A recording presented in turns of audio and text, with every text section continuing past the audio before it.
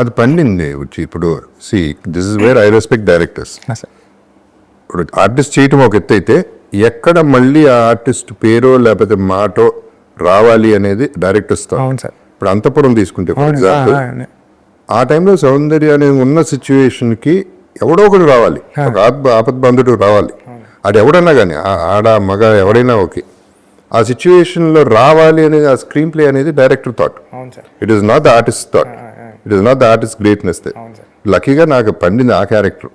అలాగే ఈ పర్టికులర్ దాంట్లో నా క్యారెక్టర్ నువ్వు పండించి లాస్ట్లో మళ్ళీ గుర్తు చేసేపాటికి ఫస్ట్ హాఫ్లో కాకుండా మళ్ళీ సెకండ్ హాఫ్లో కొన్ని గుర్తుండిపోయేలా, క్లైమాక్స్లో గుర్తుండిపోయేలా, సినిమాలో గుర్తుండిపోయేలా జరిగింది.